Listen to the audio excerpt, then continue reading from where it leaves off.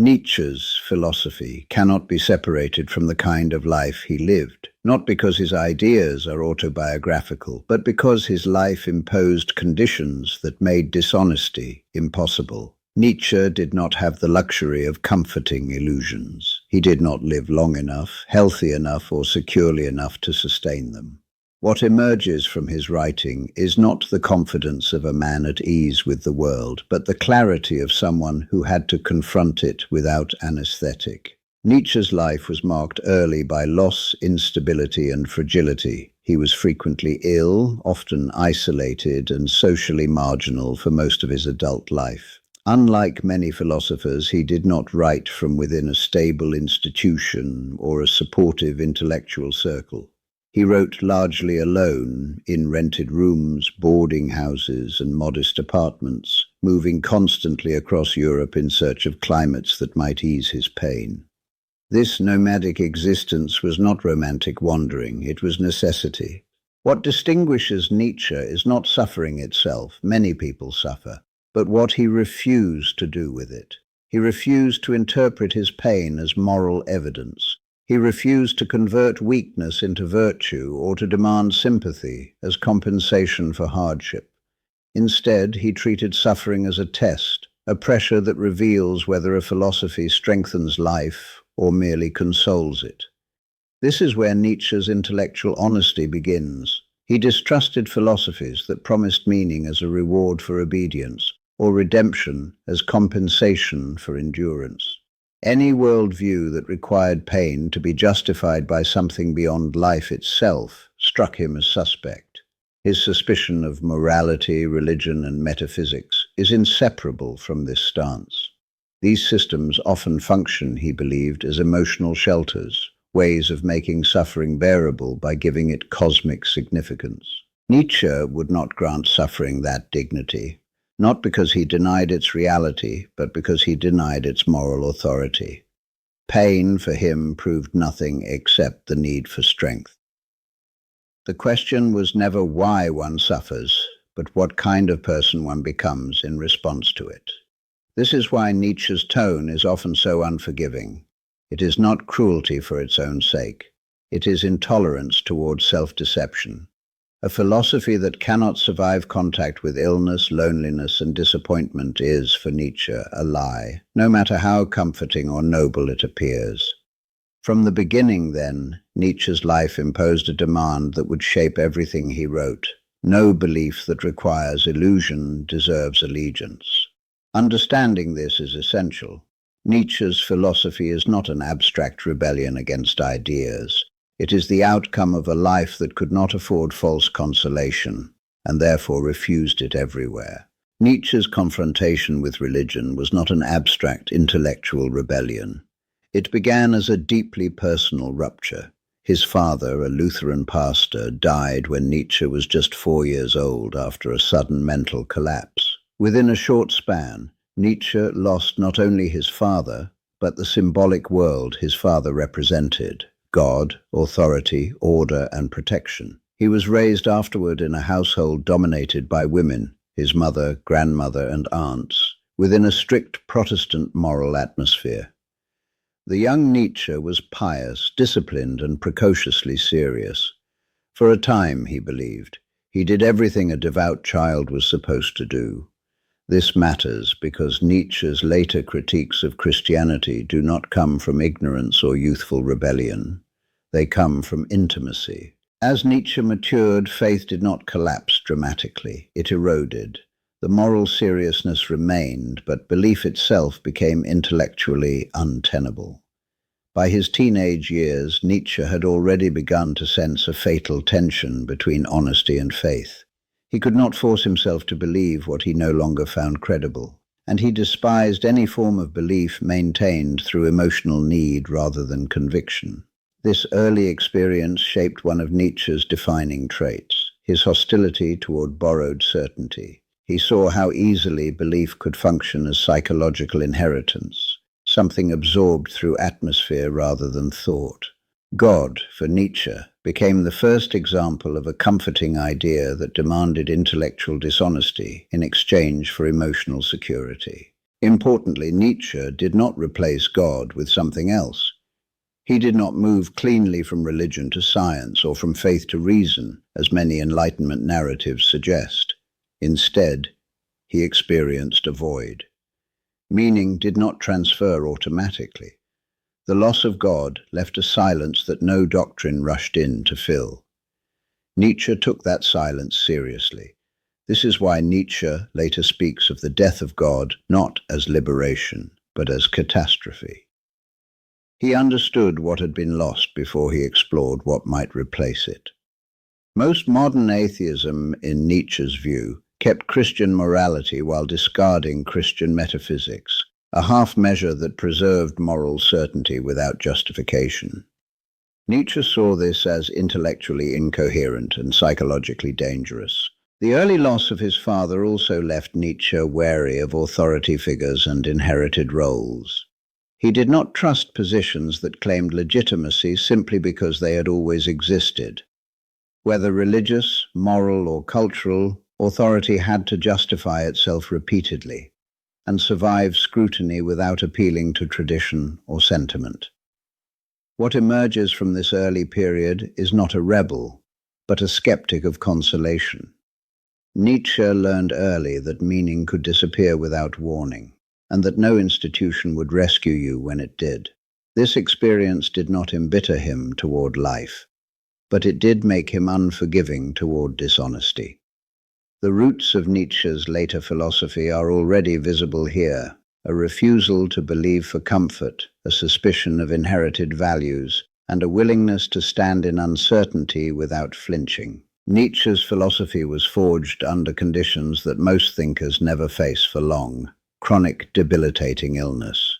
From his early 20s onward, Nietzsche suffered from severe migraines, digestive disorders, vision problems, and episodes of near-total physical collapse. These were not occasional inconveniences. They structured his days, limited his work, and dictated where he could live.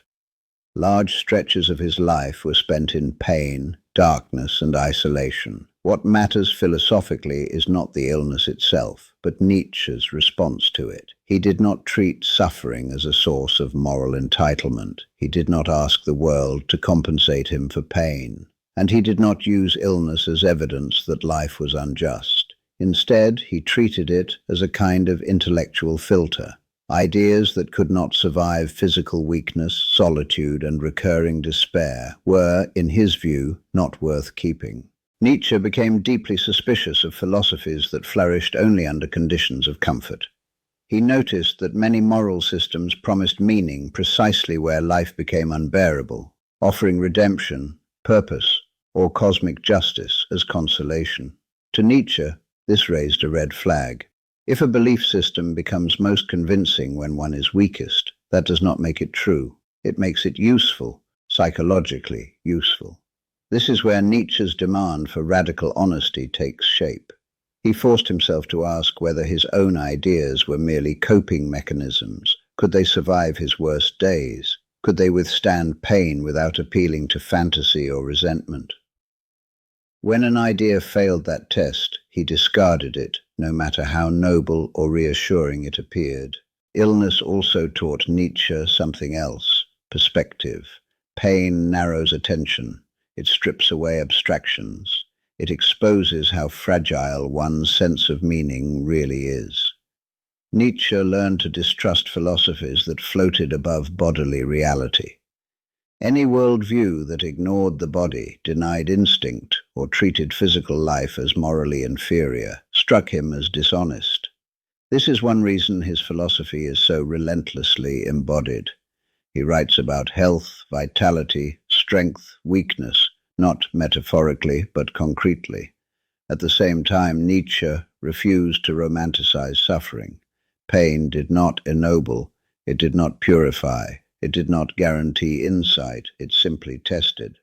Some people became bitter, some collapsed, some hardened into moralizing resentment.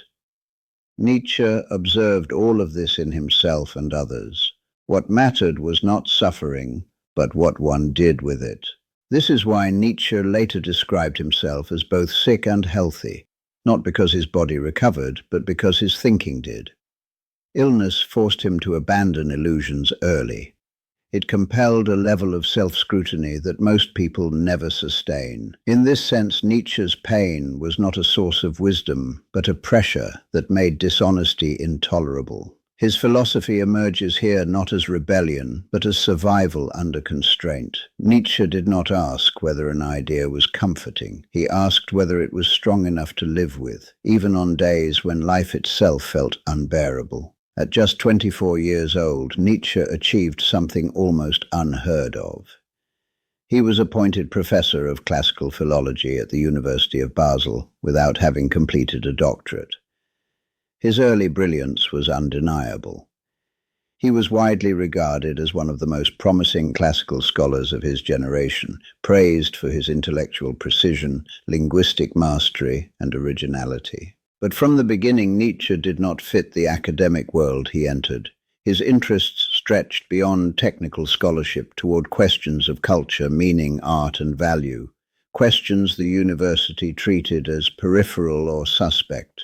His first major book, The Birth of Tragedy, was met with hostility from his peers. Classical scholars accused him of speculation, aestheticism, and philosophical contamination. What Nietzsche thought was a deepening of scholarship was experienced by the Academy as betrayal.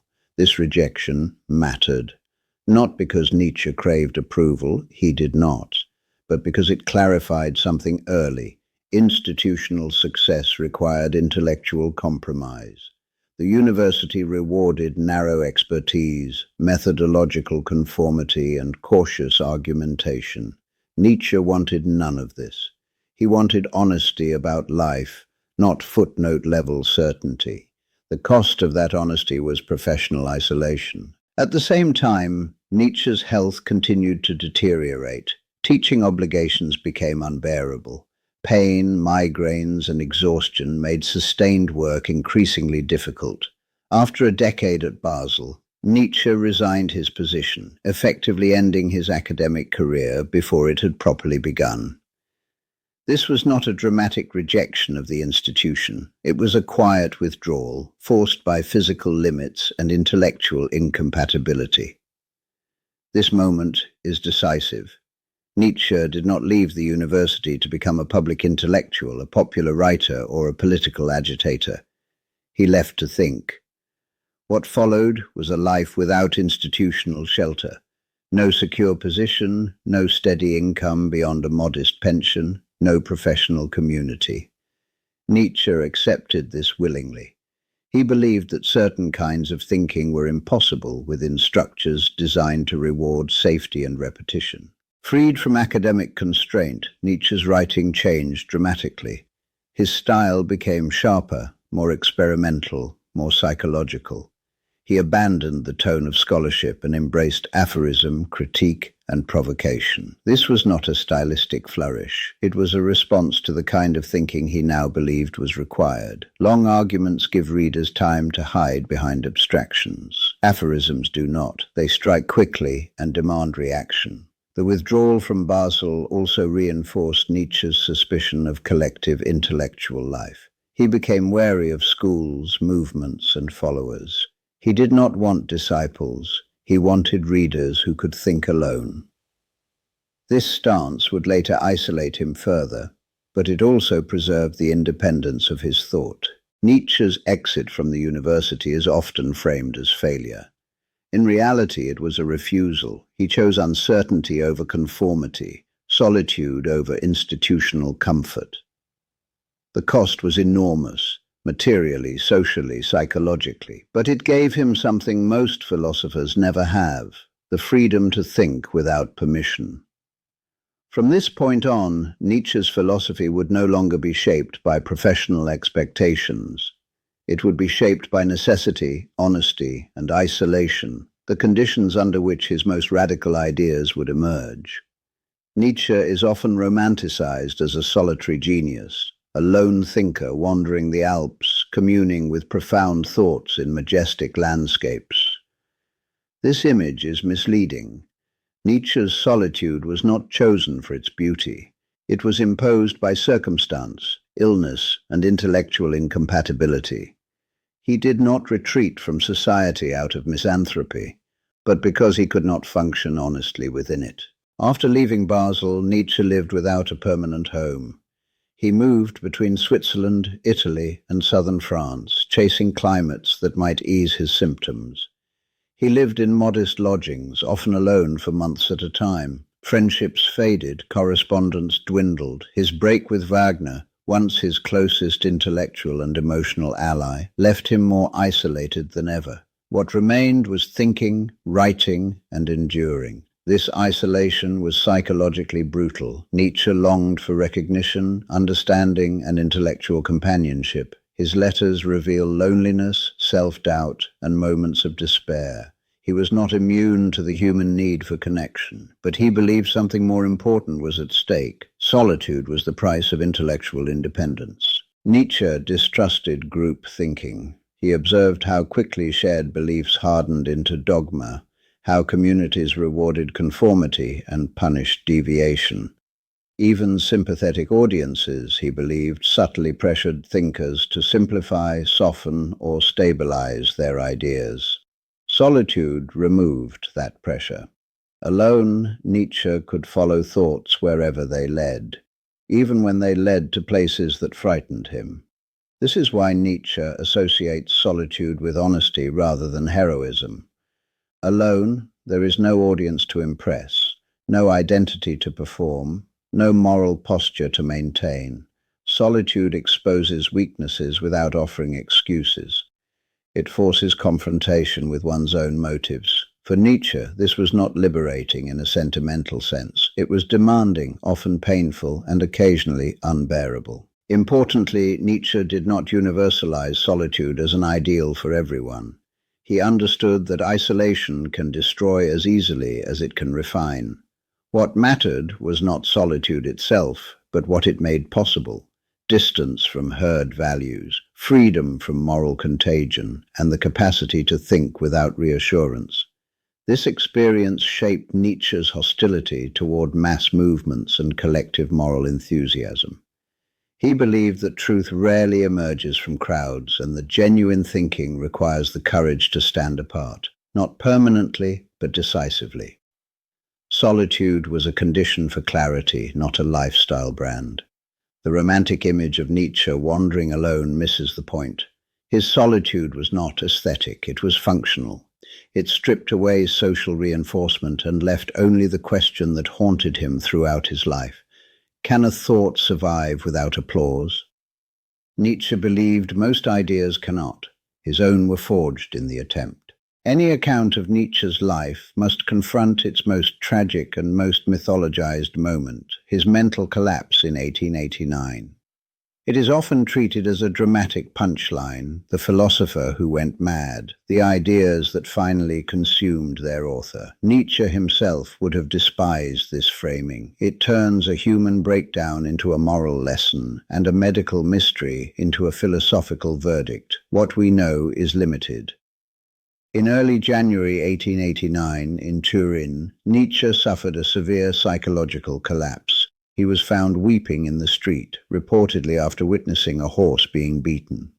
Shortly afterward, he sent a series of incoherent letters, the so-called madness letters, signed with names like Dionysus and the Crucified. He never recovered. For the remaining 11 years of his life, Nietzsche lived in mental incapacity, cared for first by his mother and later by his sister. What caused the collapse remains uncertain. Syphilis was long assumed, but this diagnosis is now widely questioned. Other possibilities include a genetic neurological condition, a brain tumor, or a progressive vascular disorder. There is no consensus, and responsible scholarship resists certainty. What matters philosophically is not the diagnosis, but the temptation to interpret the collapse as proof of something: punishment, inevitability, or intellectual excess. Nietzsche himself rejected this logic in advance. He knew the danger of retroactive moralization. Illness does not validate or invalidate ideas. A thinker's breakdown tells us nothing straightforward about the truth or falsity of their philosophy. To suggest otherwise is to confuse cause with meaning, a mistake Nietzsche spent his life attacking. It is also important to note that Nietzsche's most significant works were written before the collapse. Thus spoke Zarathustra, Beyond Good and Evil, On the Genealogy of Morals, Twilight of the Idols, The Antichrist, and Exe Homo. The philosophy was complete. The breakdown did not interrupt an unfolding system. It followed the work. Nietzsche feared being misunderstood more than he feared illness. In his final lucid writings, he repeatedly insisted that his ideas be judged on their own terms, not psychologized away. To explain away philosophy by pathology is, in his view, an evasion, a way of avoiding engagement by discrediting the thinker. The collapse remains tragic, but it should not be turned into a cautionary tale about thinking too hard or living too intensely or rejecting morality. Nietzsche did not collapse because he thought dangerously. He collapsed because he was human, embodied, fragile, finite. The most honest stance is restraint. We acknowledge the suffering without exploiting it. We recognize the mystery without filling it with narrative convenience. Nietzsche's breakdown is not the key to his philosophy. It is the limit of our knowledge. Anything more confident than that would betray the intellectual honesty Nietzsche demanded. Nietzsche's life does not explain his philosophy in a simplistic cause and effect way. His ideas are not reducible to illness, isolation, or tragedy, but his life does matter, because it placed his thinking under conditions that stripped away illusion. Nietzsche did not theorize strength from a position of comfort. He did not criticize consolation while living securely inside it. His philosophy was tested continuously against weakness, solitude, and uncertainty. This matters because Nietzsche was obsessed with the relationship between thought and life. He rejected philosophies that could be believed only under favorable conditions. A worldview that collapses when life becomes difficult is, for Nietzsche, already false. His own life became an experiment in this sense. Could ideas survive without institutional backing, without health, without social validation, and without hope of recognition? Nietzsche did not merely ask this question, he lived inside it. His biography also guards against two common distortions. The first is romanticization. Nietzsche as heroic rebel, tragic genius, or prophetic martyr. The second is dismissal. Nietzsche as sick man, madman, or cautionary tale. Both approaches avoid engaging with the substance of his thought. Nietzsche himself warned against this. He insisted that philosophy should be judged by its capacity to enhance life, not by the personal fate of its author. At the same time, Nietzsche's life gives his demands credibility. When he speaks about self-overcoming, he is not offering motivational advice. He is describing a necessity. When he attacks resentment, he does so as someone who had every reason to succumb to it. When he rejects moral consolation, he does so as someone who could have benefited from it. This does not make him morally superior, but it does make him difficult to dismiss as naive or sheltered. Nietzsche's life also explains his urgency. He wrote quickly, intensely, and without expectation of an audience. He knew his time was limited. He suspected he would not be understood in his own lifetime. This gave his writing its compressed force and uncompromising tone. Nietzsche was not building a legacy. He was speaking because he believed something had to be said, regardless of whether anyone listened. Ultimately, Nietzsche's life matters because it embodies the standard he demanded of thought, that it be honest under pressure. His philosophy is not a refuge from life's difficulty. It is a response to it. It does not promise redemption, harmony, or peace. It asks whether a human being can face existence without consolation and still say yes to it. That question will return again and again throughout this series.